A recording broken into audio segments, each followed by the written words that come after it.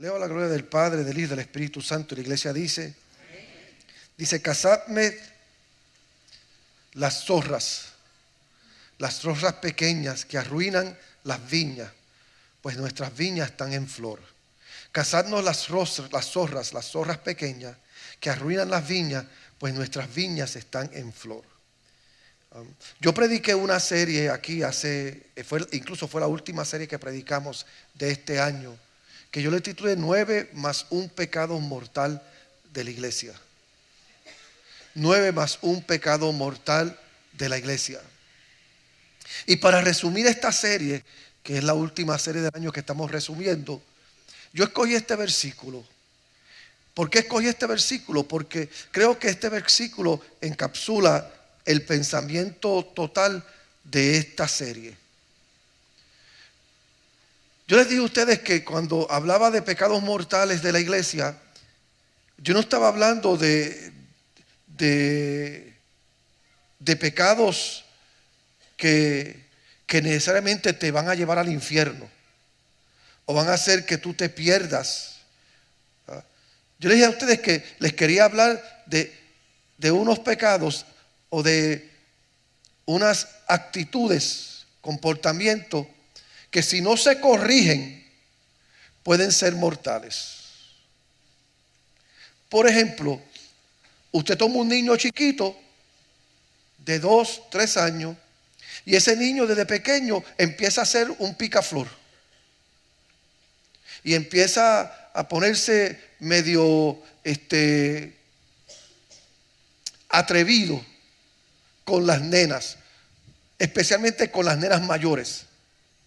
Y ustedes las mujeres ven ese nene y dicen, tan lindo, qué coqueto. Y ustedes empiezan a reír las graciosuras, no sé si es una palabra, de las gracias de ese niño. Y es cierto que ese niño a esa temprana edad pues es gracioso, pero si usted no lo corrige, llega grande y después es el dolor de cabeza de su mujer o de las mujeres con las cuales él pretende. Una niña pequeña, desde chiquita, usted la viste lo más coqueta. Y todo el mundo la ve y dice, ¡ay, qué linda! Mire esos muslos tan lindos. Mire esas nalguitas como las tiene tan paraditas. Y usted empieza a aplaudirle y aplaudirle. Y esa nena crece pensando que esa es la mejor manera de vestir. Y cuando llega grande, nosotros somos los primeros que las miramos y decimos, pero qué cafre, pero qué desordenada. ¿Entiende lo que le estoy diciendo? Hay cosas que nosotros las miramos y las miramos a su temprana edad, las miramos en su frescura y no vemos que es nada malo. Pero si no lo corregimos a tiempo, puede convertirse en algo mortal. Explorar el tema de los 9 pecados más 1 mortales nos brinda la oportunidad de profundizar en complejos dilemas emocionales, espirituales y morales, y la psicología humana y la tensión entre nuestras tendencias inherentes y la búsqueda de la excelencia y la madurez en nuestro caminar con Dios. No todo lo que yo hago es malo, pero sí todo lo que yo hago tengo que evaluarlo a la luz de mi relación con Dios. No todo lo que yo hago es pecado, pero sí todo lo que yo hago tengo que evaluarlo a la luz de mi caminar con Dios. Hoy yo tengo un montón de libertades que Dios me ha dado. Y yo soy libre en Cristo Jesús y no soy llamado a una esclavitud. Pero aún esa libertad que yo tengo que manejarla. Yo tengo que ser buen mayordomo de ella. Explorar todo esto también ofrece un lente a través de lo cual nosotros podemos reflexionar en nuestro crecimiento personal, en la autoconciencia y el desafío de vivir una vida victoriosa en un mundo lleno de tantas tentaciones, tantas ambigüedades cristianas. Yo tengo que reflexionar en todas estas cosas y decir, esto que estoy haciendo, aunque no es malo, no es malo en su infantez, no es malo en esencia como tal, pero ¿qué provee esto para mí y para mi crecimiento y mi desarrollo espiritual? Y yo le hablé a ustedes de algo, de la oración tímida. La oración tímida o ser tímido en nuestras oraciones, en esencia no es malo. Incluso todos nosotros cuando llegamos a Cristo Jesús y empezamos nuestra jornada de fe, empezamos con cierto grado de timidez. Empezamos entendiendo que no lo sabemos todo, que no sé cómo hablarle a Dios y no entiendo esto de hablarle a Dios. Pero yo le hablaba a ustedes que la oración tímida se refiere a un tipo de oración que carece de confianza o audacia. Debemos buscar desarrollar una vida de oración sana y equilibrada que incluya tanto humilde reverencia como una confianza, confiando en Dios. Que aunque es verdad que Él es Dios, aunque es verdad que Él es Dios y yo no, que Él es todopoderoso y yo no, yo debo de desarrollar una relación con Él en la que yo pueda acercarme a Él totalmente confiando que Él me escucha y que Él es galardonador de los que le buscan.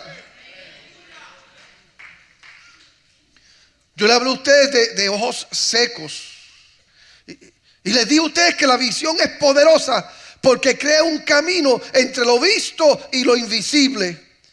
Les dije que es un puente entre lo que es y lo que será. Conecta tu presente con tu mañana. Porque la falta de visión te dejará caminando por la vida sin rumbo, con vista física, pero ciego a lo que se espera.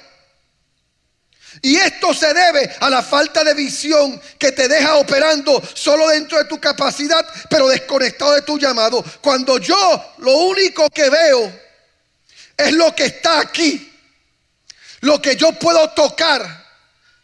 Cuando lo único que yo veo es lo que yo puedo identificar con mi vista humana, pues yo tengo una vista corta y yo sé que humanamente hablando lo único que usted puede ver es lo que está delante de usted. Pero yo estoy hablando de algo más allá de esta vista humana. Yo estoy hablando de un discernimiento que te deja ver lo que Dios ve, que te deja ver lo que Él ha declarado, que te deja ver lo que Él ha prometido sobre tu vida y tú lo identificas y entonces tú llamas las cosas que no son como si fueran.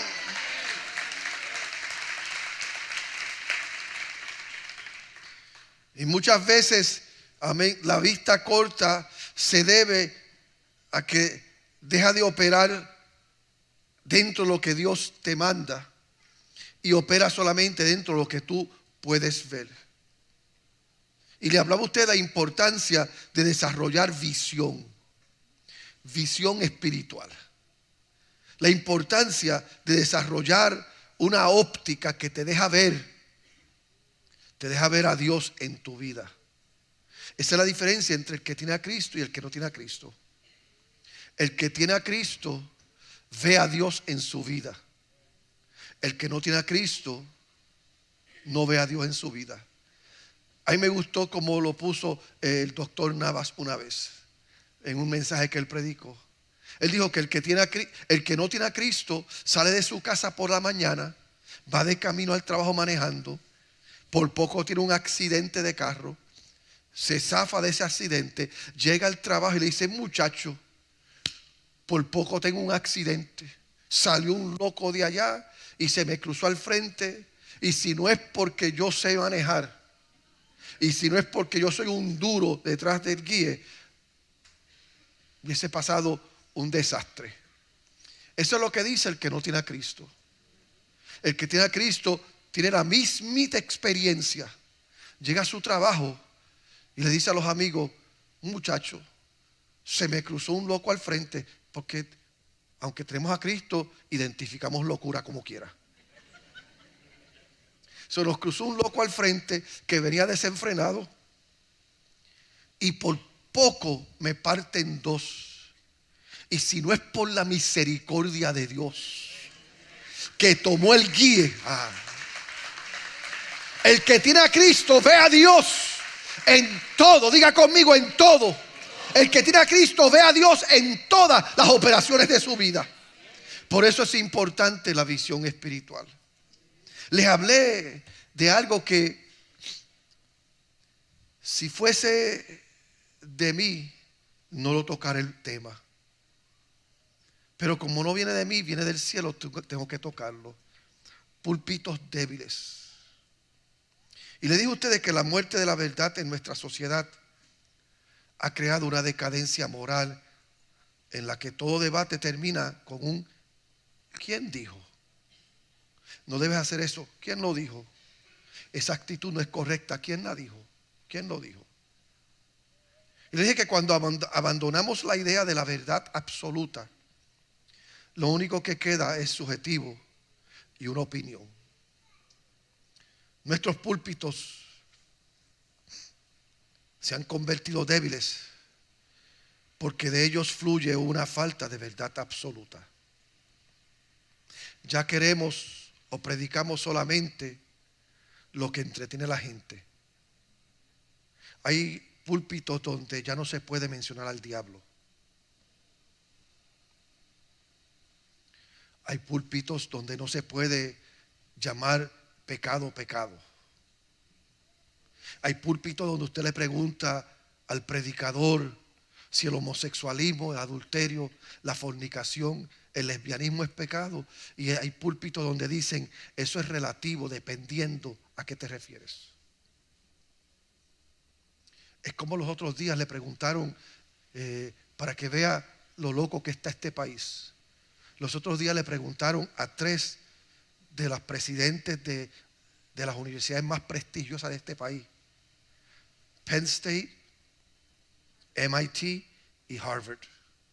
Le preguntaron si cometer actos criminales, estoy parafraseando la pregunta, pero eso es lo que la pregunta hicieron, si cometer actos criminales de genocide contra un país es aceptable o no.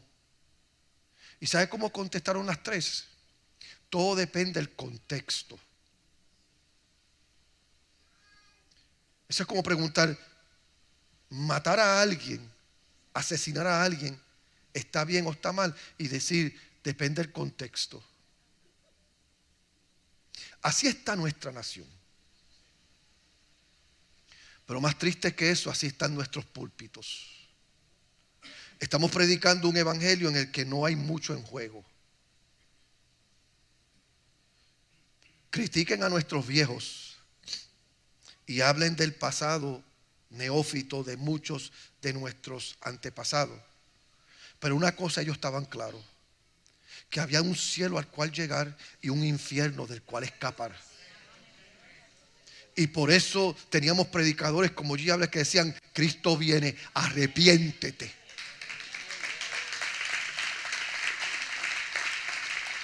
Uno de los problemas más críticos que tenemos es que hemos producido púlpitos impotentes y han resultado en una nación en esclavitud.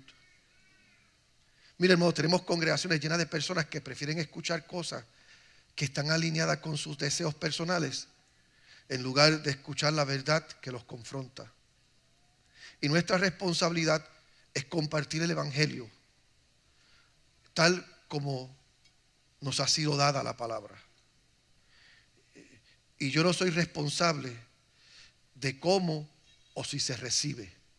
Yo soy responsable de predicarlo. ¿Me está escuchando?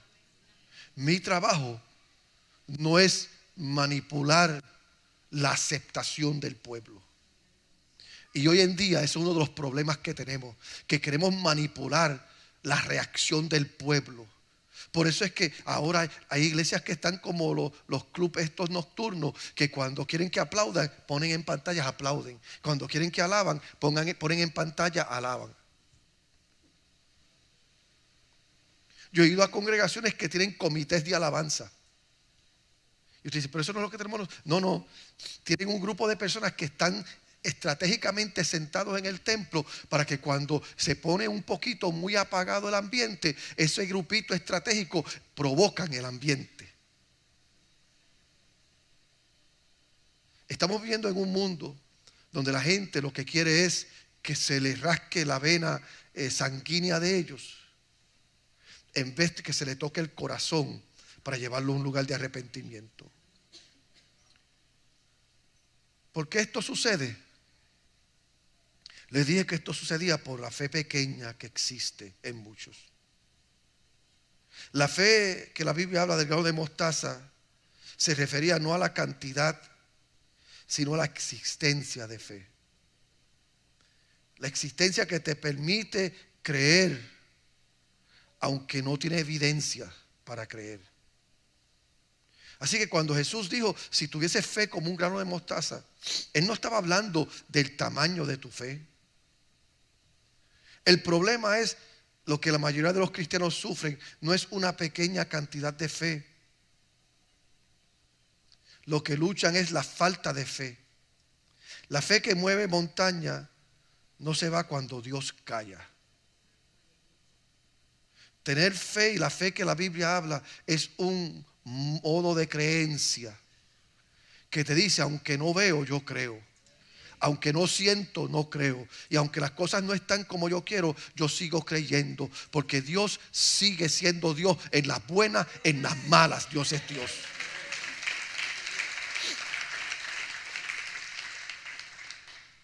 ¿Y cómo yo manejo mi fe? Siendo un testigo de Dios que no se esconde. Y por eso le hablé de testigos silenciosos. Un testigo silencioso sostiene la verdad, pero elige ser pasivo y no participar ni vocalizar lo que sabe que es verdad. Eligiendo en cambio observar el deterioro de su entorno desde lejos, en lugar de hablar. Nuestro silencio sobre el Evangelio puede tener ramificaciones eternas para aquellos que necesitan desesperadamente la salvación. Yo no puedo ser un cristiano de closet. Yo no puedo ser un cristiano que solamente soy cristiano cuando estoy aquí en la iglesia. Yo tengo que ser un cristiano aquí y allá afuera. Aquí y en el trabajo. Aquí en la escuela. Aquí en la cancha de baloncesto o en el parque de fútbol. Donde quiera que tú estés, tú tienes que ser un creyente que testifica de Cristo. Pero hoy nosotros nos hemos americanizado tanto que hemos adoptado el mantra, la idea de este país donde quiénes somos y la religión tiene que estar aparte.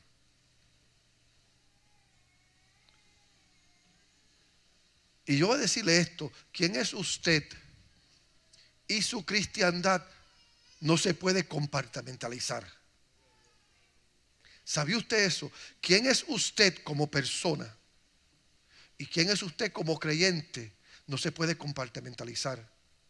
Los viejos nuestros decían, o somos o no somos.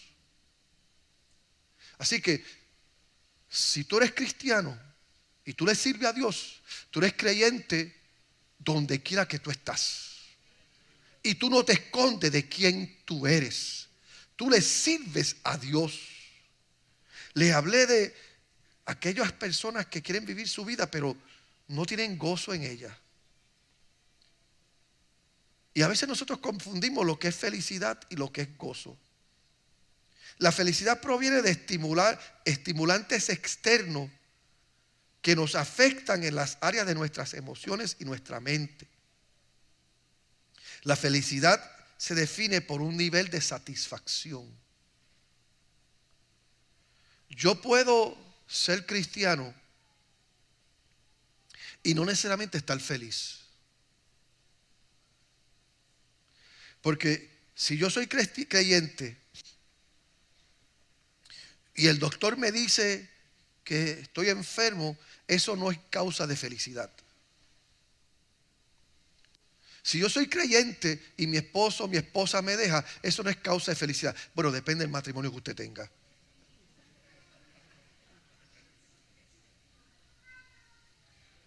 La felicidad es un componente externo, pero el gozo nace desde el interior de nuestro espíritu y da como resultado una expresión exterior.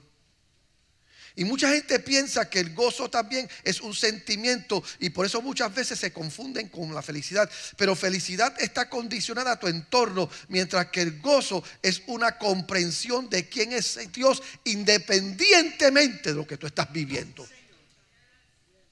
Por fuera lo que me dice, no hay razón para reír.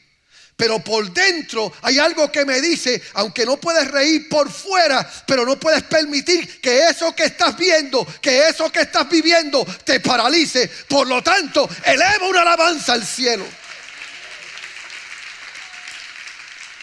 El gozo no se disminuye en tiempos de prueba, en tiempos difíciles, en medio de una tormenta. Al contrario, en estos momentos de dificultades, en esos momentos de prueba, es el gozo del Señor que nos da fuerza para seguir hacia adelante. Por eso es que Nehemías 8 dice, el gozo del Señor es mi fortaleza. Ahora, déjeme decirle, para experimentar este nivel de gozo, es necesario estar arraigado en una relación profunda, íntima, con el dador del gozo. ¿Y quién es el dador del gozo? Cristo Jesús. Por eso es que, mire esto, gozo no es una cuestión de temperamento. Gozo es una comprensión de la grandeza de Dios. Gozo es nuestra capacidad de mantener la vista fija en el premio. Gozo proviene de centrarse en el resultado en medio del proceso. Gozo es correr la carrera con la meta en mente. Gozo es la reacción natural a la obra de Dios, ya sea prometida o cumplida. Yo sé que mi Redentor vive y aún del polvo Él me levantará. Dale un aplauso a Dios por eso.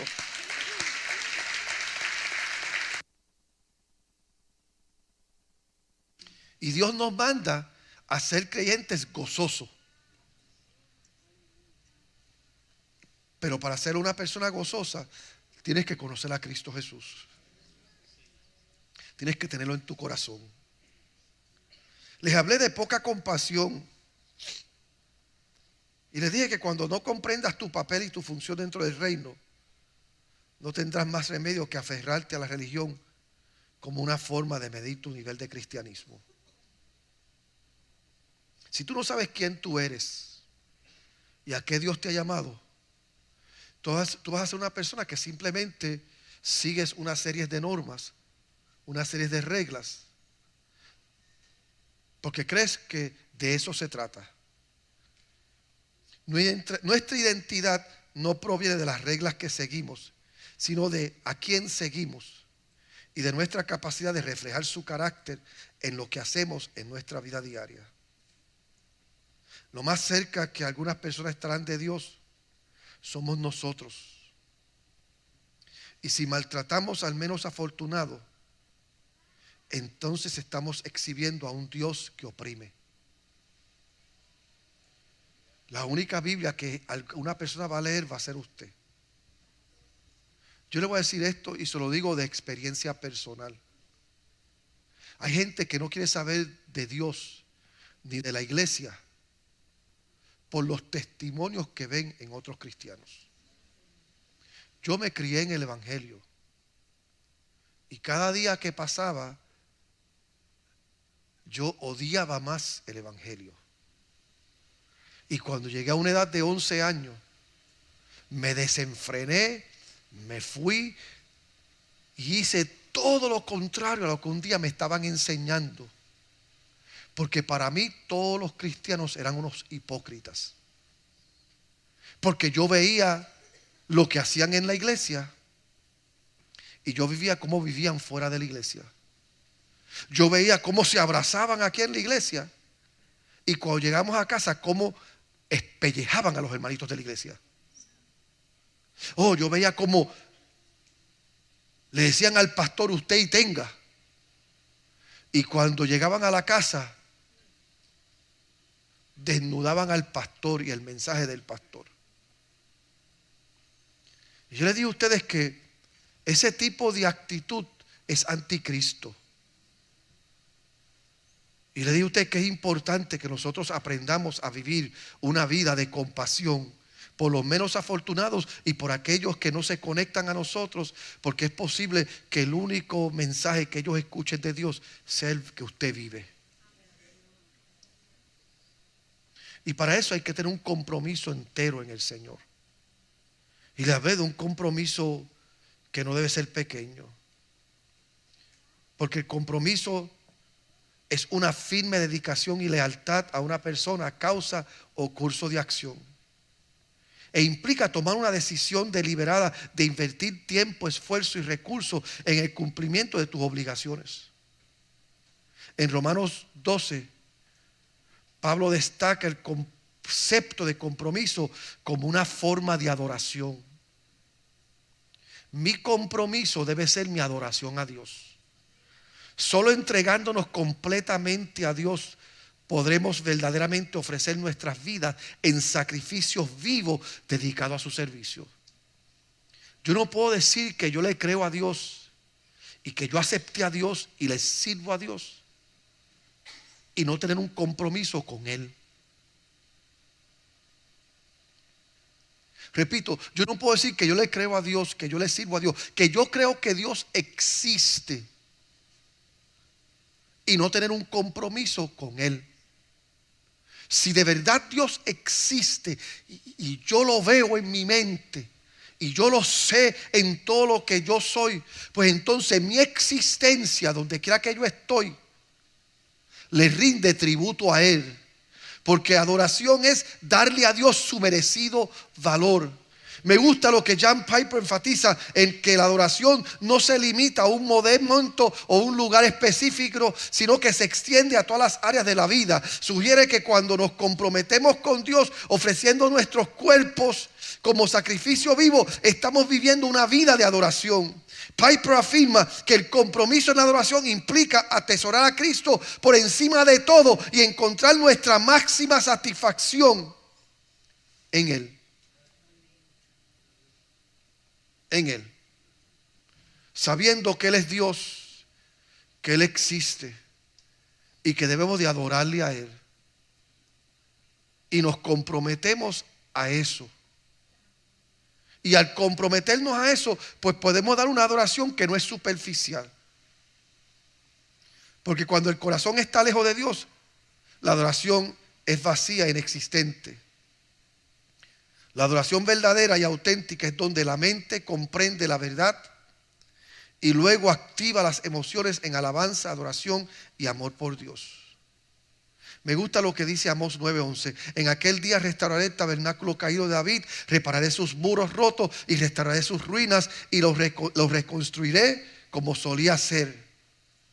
Y la pregunta es, ¿por qué el tabernáculo de David? Porque Dios está más interesado en nuestra postura que en nuestras estructuras. A Dios no se le adora cuando se le adora a Él primero, se le adora cuando solo se le adora a Él. Somos el resultado de qué o bajo quién estamos sentados. Y yo creo que ese es el problema. Hay tantas gentes que están sentados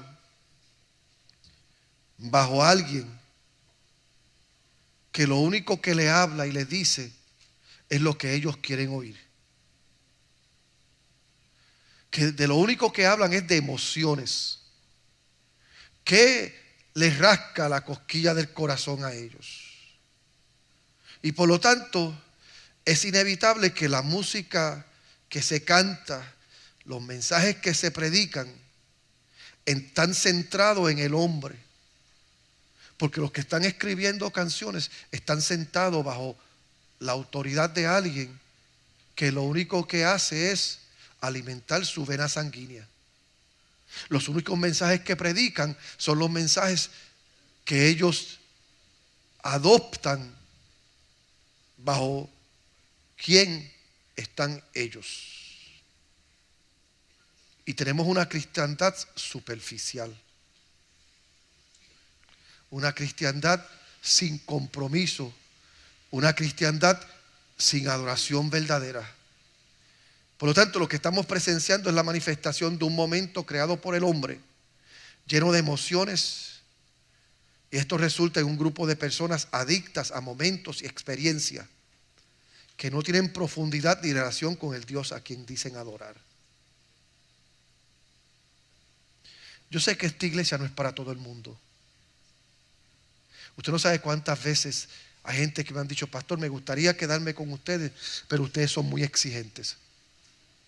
Yo tuve un hermano, líder,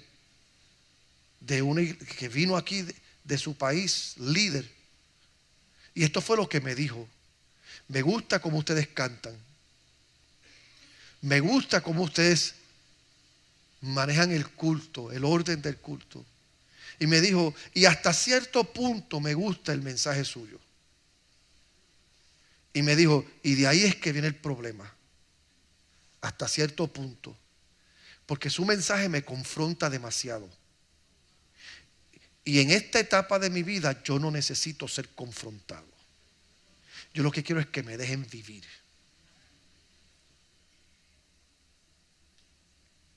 Tenemos iglesias donde hay tanta empatía,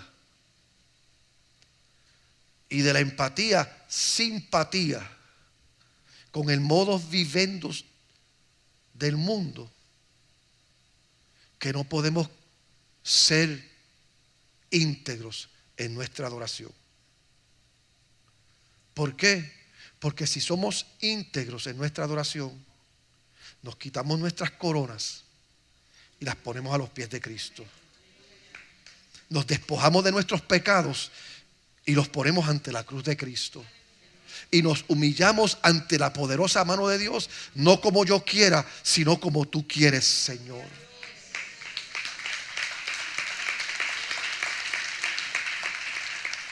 Pero para llegar a ese lugar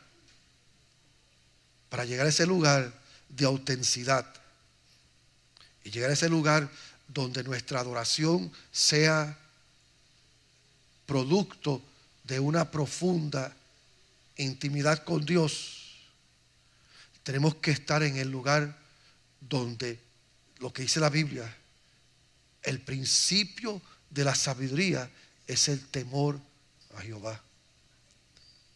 Mira lo que dice Filipenses 2:12.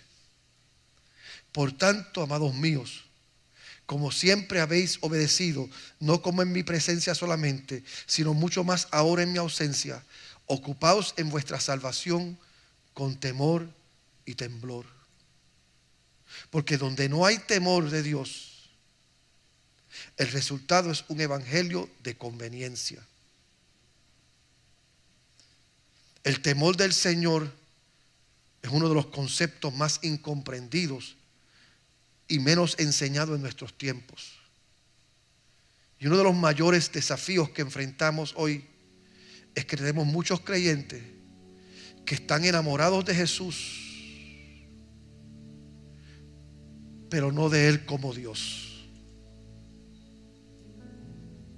Hemos puesto los atributos de Dios en un orden que beneficia nuestras decisiones personales y nuestros estilos de vida. ¿Cuáles son esos atributos de Dios? Dios es amor.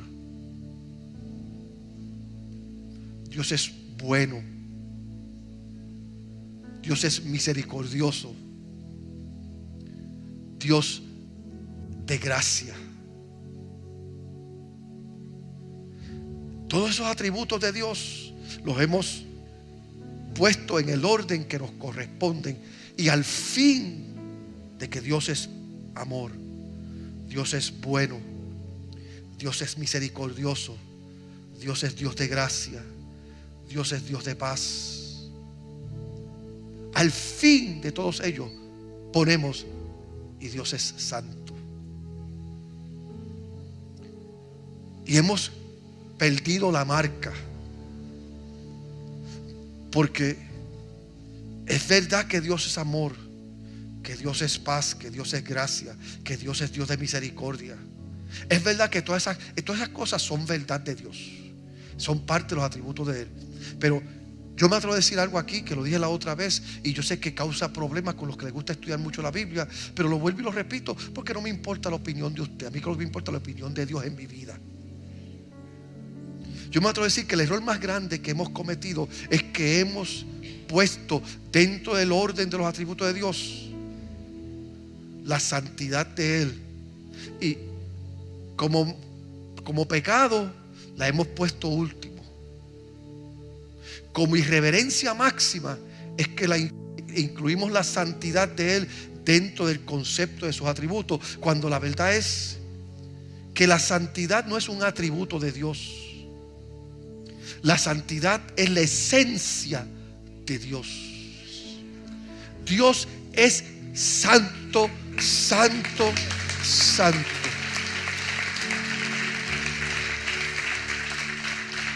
El amor de Dios se sujeta a la santidad de Dios. La bondad de Dios se sujeta a la santidad de Dios. La gracia de Dios se sujeta a la santidad de Dios. La misericordia de Él se sujeta. Ninguno de los atributos de Dios son exaltados a 3 niveles. Solamente la santidad de Él se menciona en la Biblia y se dice que Él es santo, santo, santo. No dice que Dios es amor, amor, amor, misericordia, misericordia. No, santo, santo, santo. El temor del Señor no se refiere a un miedo desde un punto de vista emocional, sino se refiere a una reverencia, a un asombro, a un respeto por quien es Él. Al nivel de que tú ves a Dios porque crees, tú ves a Dios porque lo has recibido, tú ves a Dios porque tienes una relación con Él, y al verlo te llenas de asombro, te llenas de espanto, caes postrado reverentemente y entiendes algo. Después de este momento jamás quiero vivir alejado de Él, porque todo lo demás que yo he vivido, por mejor que haya sido, no se compara a la bondad de Él, a la grandeza de Él. Y el temor a Dios es decir: te he visto, te he sentido, te he experimentado, y no quiero volver atrás. No quiero volver a pensar, a sentir y a vivir como viví cuando no te tenía a ti.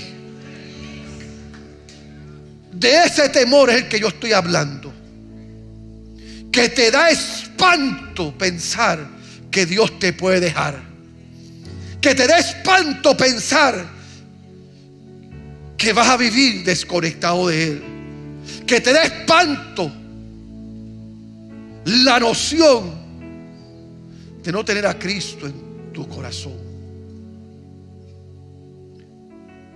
Y por eso no tienes paz cuando estás mal.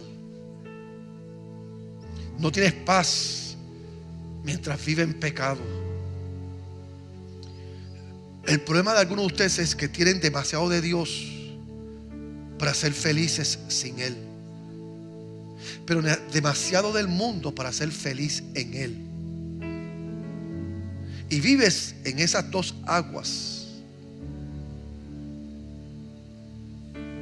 Tienes que abanicar, tienes que alimentar la verdad de quién es Dios en tu vida, para dejar que la verdad de Él sea la verdad que te bendice. Han habido veces que yo he querido actuar dentro de mis capacidades y el temor de Dios se ha apoderado de mí. Hay veces que yo he hecho cosas que han estado en desacuerdo con la verdad de Dios en mi vida, y no he tenido satisfacción completa, porque me doy cuenta que eso que estoy haciendo ofende a Dios, y yo no puedo vivir sin Dios en mi vida. Yo necesito a Dios. Yo necesito saber que Él está de mi lado. Mire, yo necesito saber que Él está sentado en mi corazón. Por eso es que la Biblia dice que el principio de la sabiduría es el temor a Jehová, y debemos de ocuparnos de nuestra salvación con temor y temblor. Con el temor, no de que Dios nos deje, de que nosotros dejemos a Dios. Porque somos nosotros los que dejamos a Dios. Él no nos deja a nosotros. Él está exactamente en el mismo lugar donde tú lo dejaste cuando decidiste pecar y cuando decidiste alejarte de Él, esperándote con brazos abiertos. Él no puede entrar a tu zona de pecado, pero te deja el puente abierto para que tú entres a la zona de la santidad. Él te dice: yo no puedo cruzar a donde tú has llegado, pero te puedo extender la mano para sacarte de donde tú estás. Oh, gloria, gloria, gloria. Ese es el Dios que nosotros servimos. 9 más un pecado mortal de la iglesia: actitudes, comportamientos que si no los atendemos nos atamos. Y yo creo que una de las cosas, y por eso fue que cuando escribí este mensaje, los 9 pecados mortales, el Espíritu Santo trató conmigo y me dijo: reconcílialo todo. Púlpitos débiles, adoración superficial, testigos silenciosos. Conéctalos todo a la ausencia de temor. Porque al fin del día, si dejamos de temer a Dios, entramos por un camino de desenfreno, que cuando nos encontremos como el hijo pródigo en un corral de cerdos comiendo la comida de ellos, vamos a decir: ¿qué yo hago aquí? ¿Qué yo hago aquí? A mí me pasó una vez. Una vez yo estaba pasando por un momento bien difícil en mi vida, y yo llegué a la conclusión que todo el mundo me había dejado, que todos mis amigos me habían dado la espalda. Yo llegué a la conclusión que todos mis esfuerzos de fe y de ministerio, como resultado, me habían dejado en el lugar de depresión donde yo estaba. Y en ese lugar, un amigo del trabajo me dijo: Agustín, vamos a despedir el año aquí en casa con mucha familia. Vente con nosotros y despide el año con nosotros. Y yo le dije: está bien. Me fui para la casa de mi amigo, y había buena comida, había buena música, porque no puedo negar, la música típica de nosotros es buena. Había buen ambiente de familia. De momento mi amigo me dice: Agustín, tú tocas guitarra, me dijeron, ¿verdad? Y yo dije: sí. Y él fue y buscó una guitarra y me la trajo. Vamos a cantar aquí a Aguinaldo. Y me dio la guitarra y yo afiné la guitarra. ¿Y qué de malo es? La mayor parte de esos aguinaldos todos mencionan a Cristo, a la Virgen María, a los Reyes Magos. No, ¿qué de malo hay en eso? Y yo cogí la guitarra y con todos ellos empezamos a cantar y yo a tocar. Y mientras estoy tocando, de momento fue como un baño de agua fría que me abrió los ojos y me dijo: mira dónde tú estás. Y yo vi una casa llena de gente que estaban bebiendo, que estaban fumando. La mitad de ellos estaban preparándose para pecar esa noche. Y yo estoy como el monito del circo, con la guitarra entreteniendo a todos ellos. Y cuando yo vi ese escenario, es como que una voz me dijo: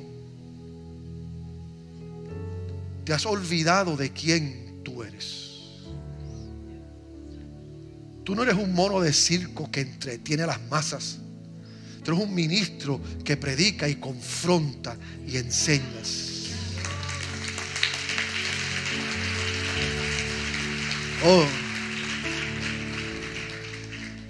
yo empecé a llorar, solté la guitarra, me fui para el baño y allí en el baño caí de rodillas y le pedí perdón a Dios. Me fui por la puerta de atrás, salí corriendo, nadie supo qué pasó conmigo ese día. Yo me desaparecí y gracias a Dios que para ese tiempo no habían celulares. Yo salí corriendo de ahí, me monté en la autopista y encontré la primera iglesia que más cerca estaba de mí, y ahí entré a despedir el año. Y ahí llorando le dije a Dios: perdóname por olvidarme quién tú eres en mi vida. Perdóname por ignorar tu santidad en mi vida. Perdóname por ser un testigo silencioso. Perdóname por ser un púlpito débil. Perdona mi ceguera espiritual. Perdona mi fe pequeña. Perdona que ahogué el gozo con las circunstancias externas. Perdona mi adoración superficial. Perdona mi falta de temor. Ahora yo vivo mi vida todos los días, con algo bien claro. Yo no quiero y no puedo vivir sin Jesús. Yo necesito a Cristo en mi vida, porque yo no soy mejor que ninguno de ustedes. Porque en mi menor descuido termino haciendo precisamente aquello que yo predico en contra. Yo le invito a estar de pie.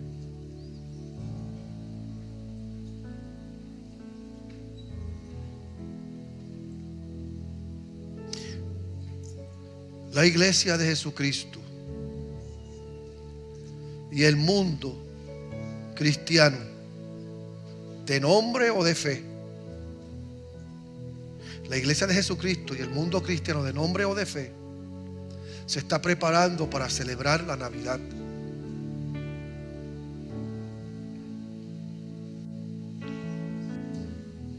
Muchos de ustedes ayer estuvieron hasta tarde haciendo sus últimas compras. Algunos de ustedes ya tienen el cerdo adobado. Ya mandaron a hacer los pasteles o hicieron los pasteles. El arbolito está puesto y los regalos están ahí. Los que no tienen nada de eso se están deprimiendo, porque la Navidad les recuerda un día triste, de algo triste que pasó. Y así está el mundo. Los que no están deprimidos están oprimidos.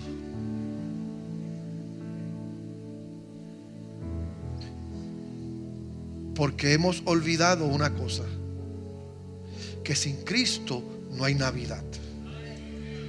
El mundo te ofrece engaño y no puedes dejar a Cristo por fiesta de fin de año. Esa debe ser la verdad que te pesa, para que cuando llegue el 24 y todo el mundo te diga: vamos a entretener y vamos a entretenernos como monitos de circo, mi lugar es en la presencia de Dios. Mi lugar es testificando de Cristo. Mi lugar es alabando a Dios. Mi lugar es sirviéndole a Dios. Cuando venga el mundo, el diablo te diga, tienes que deprimirte, porque mira cómo están las cosas. Estás solo, estás sola. Te han dejado sola. Se te rompió el hogar, la familia. Y cuando venga el diablo a susurrar en tu mente las razones por las cuales tú no debes ser feliz, tú puedes decirle al infierno, acá afuera es verdad que las cosas no están bien, pero hay algo que tú no puedes tocar, y es lo que está pasando aquí adentro. Y aquí adentro está Jesucristo sentado en el trono de mi corazón. Todo lo puedo en Cristo que me falta. Aleluya, aleluya, aleluya. Aleluya.